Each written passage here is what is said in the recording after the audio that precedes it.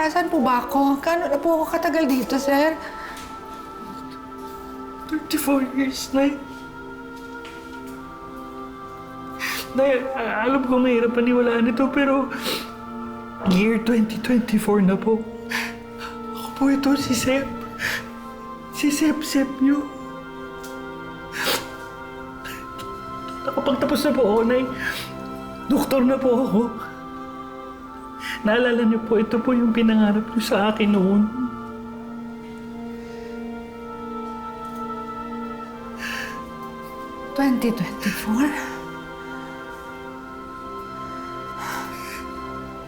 Ikaw si Sep?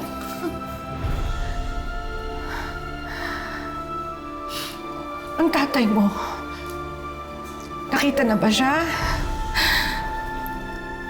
Walang naniniwala sa akin na kinuha siya. Pinatay siya ng mga alien. Naniniwala na po. Naniniwala na po. Naintindihan ko po. Naintindihan ko po, Nay.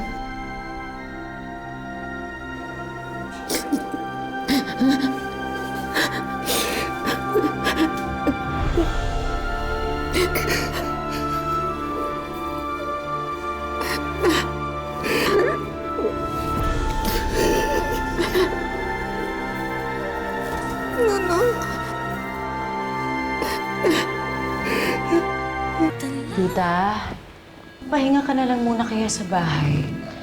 We'll just call and update you. No, mabuti pa. Pahinga muna kayo sa bahay.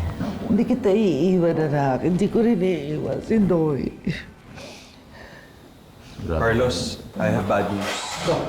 Ha? Bad news? Since hindi gumigising nor nagre-respond to any stimulus si Doy, our neuro ran an EEG test on him. At nakita namin na very minimal and close to none ang brain activities niya. Carlo.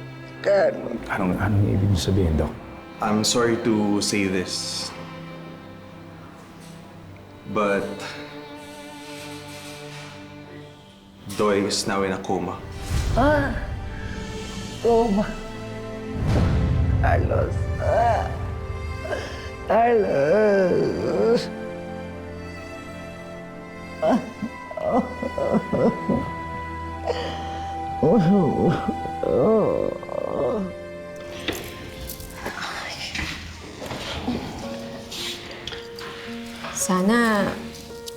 Sana gumising na si Doy.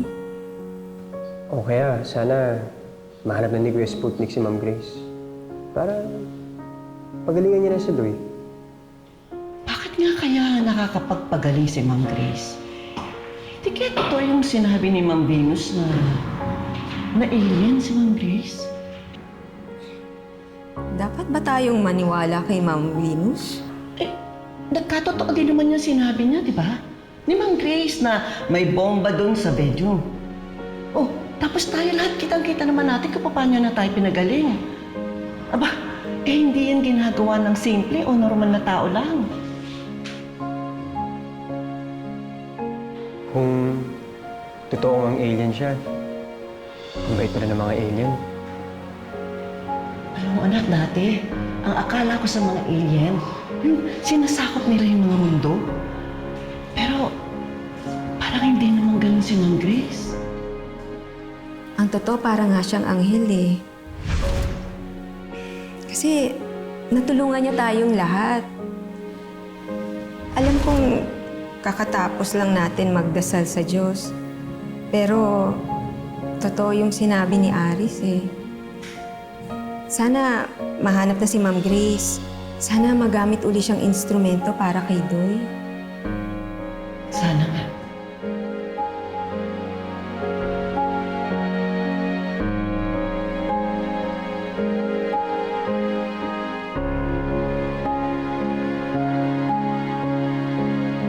Ma'am Grace!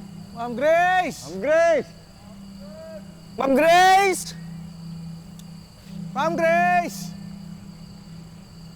Ma'am Grace, asan ka? Ma'am Grace, magpakita ka na po. Kailangan ka ni Doy. Kawawa naman si Doy. Kaya bata-bata niyang nakoma. Parang kapatid ko na yung si Doy. Ma'am Grace! Ikaw nga, laki ng itsura mo sa itsura ng mag-ama, no? Ay, grabe yun. Lalo naman sa'yo, layo. Ma'am Grace, nasa na po kayo? Ma'am Grace! Ma'am Grace! Grace, may mga test at saka i-observe pa nila si nanay para malaman kung fully recovered na siya. Pero para sa akin, alam ko healed na siya eh. Huwag ka mag-alala, magaling na siya. It's all because of you. Salamat sa mga tulong mo. Sa kabila ng mga atraso ko sa'yo. Sa inyo. Naiintindihan ko naman. Kasi mahal na mahal mo yung mga magulang mo, kaya mo lang nagawa yan. Pero Seth, may mga mali kang nagawa ha. Sana wag mo nang uulitin yun. No. Hindi ko na uulitin. I'm really terribly sorry. Pinagbintangan pa kita. May mga nasaktan dahil sa akin. So, Diyos ko, hindi ko alam kung ano nangyari sa akin. Nadala ka lang ng emosyon mo. Kayo kasi mga tao, sobra-sobra kayo magmahal. Kaya ayan tuloy, sobra-sobra din kayong magalit, masaktan, madisappoint. Pero alam mo, Seth, alam ko, dyan sa puso mo, mabuti kang tao.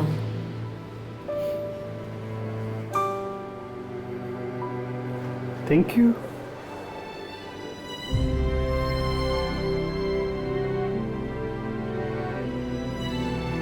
Thank you.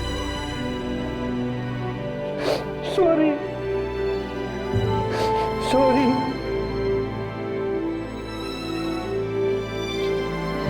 Sorry.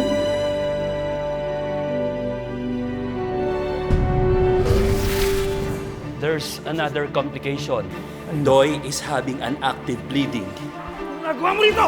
Ako, matos yung anak ko dahil sa'yo! Di ba sinabi ko naman sa'yo, papagalingin ko si Doy? Yan na lang ba ang natitira? Balik mo na yung injury ko. Paglalingin mo si Doy. Baka mamatay siya na hindi siya mo ano mo kami! Anong mangyari pag nawala? Kung hindi ko gagawin to, alam mo ba anong pwedeng mangyari?